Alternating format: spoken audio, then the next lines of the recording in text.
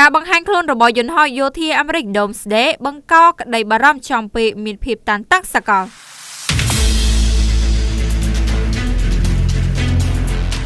យន្តហោះយោធាអាមេរិកដែលត្រូវបានស្គាល់ថា Doomsday ឬយន្តហោះនៃថ្ងៃវិនាសត្រូវបានគេប្រទះឃើញកាលពីថ្មីៗនេះនៅអាកាសយានដ្ឋានអន្តរជាតិ LAX ទីក្រុង Los Angeles រដ្ឋ California បង្កឲ្យមានការភ្ញាក់ផ្អើលនិងក្តីបារម្ភយ៉ាងខ្លាំងចំពេលមានភាពតានតឹងភូមិសាស្ត្រនយោបាយសកលបច្ចុប្បន្ននេះបើតាមប្រភពពីសារព័ត៌មាន Los Angeles Times NDTV និង First Post ចេញផ្សាយកាលពីថ្ងៃទី11ខែមករាឆ្នាំ2026ទិន្នន័យតាមដានការហោះហើរបានបង្ហាញថាយន្តហោះ Boeing E-4B Nightwatch ដែលត្រូវបានស្គាល់ថា Doomsday នៅក្នុងយោធាអាមេរិកនោះកំពុងហោះហើរចេញពីមូលដ្ឋានទ័ពអាកាស Air Force ទៅកាន់តំបន់ Camp Flint រដ្ឋ Maryland ដែលនៅជិតទីក្រុង Washington មុនពេលបន្តដំណើរទៅអាកាសយានដ្ឋានអន្តរជាតិ LAX នៅព្រឹកថ្ងៃទី8ខែមករាឆ្នាំ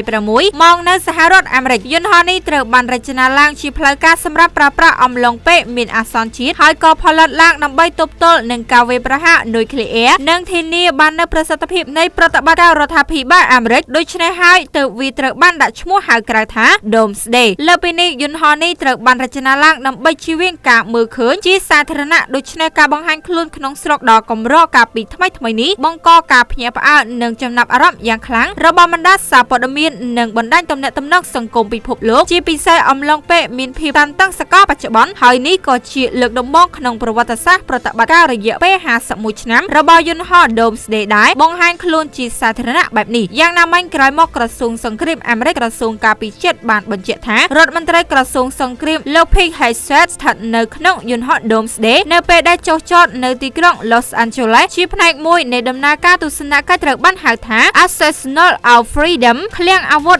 នៃសេរីភាពរបស់លោកដែលជាគំនិតផ្ដួចផ្ដើមក្នុងគោលបំណងលើកកម្ពស់មូលដ្ឋានការពារជាតិអាមេរិកនិងលើកទឹកចិត្តដល់ការជ្រើសរើសយោធាទូទាំងប្រទេសនេះបើយោងតាមការចុះផ្សាយពីកាសែត New York Post ទោះជាយ៉ាងណាក៏ដោយមន្ទីរបញ្ចកន្តមិនទាន់បានផ្ដល់ការពន្យល់ជាផ្លូវការណាមួយអំពីមូលហេតុដែល Doomsday ត្រូវបានប្រើប្រាស់ជំនួសយន្តហោះរដ្ឋាភិបាលស្តង់ដារដែលជាទូទៅប្រើប្រាស់សម្រាប់កិច្ចការពារជាតិនោះទេតើ Doomsday ជាអ្វីយន្តហោះ Doomsday ដែលមានឈ្មោះហៅផ្លូវការថា Boeing E-4B Nightwatch បម្រើជាមជ្ឈមណ្ឌលប្រតិបត្តិការអាកាសចរជាតិអាមេរិកឬជាប៉ុស្តិ៍បញ្ជាការហោះហើរដែលត្រូវបានរចនាឡើងដើម្បីការពារប្រធានាធិបតីសហរដ្ឋអាមេរិកនិងមេដឹកនាំយោធាកម្ពុជា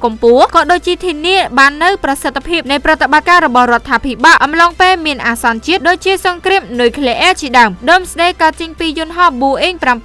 747ដែលឆ្លងកាត់កំណែយោធាជាពិសេសការពារប្រឆាំងដែនអេឡិចត្រូនិកម៉ាញ៉េទិក EMP និងកម្ដៅនៃការវាយប្រហារនុយក្លេអ៊ែរដោយវាមានប្រព័ន្ធទំនាក់ទំនងទំនើបបំផុតដើម្បីរក្សាទំនាក់ទំនងរវាងមេបញ្ជាការបើទោះបីជាប្រព័ន្ធនៅខាងក្រោមត្រូវបានបំផ្លាញក៏ដោយកងទ័ពអាកាសអាមេរិកមានយន្តហោះនេះយ៉ាងហោចណាស់មួយគ្រឿងដែលត្រៀមរួចជាស្រេចគ្រប់ពេលវេលាទាំងអស់ក្នុងករណីមានអាសន្នជាតិ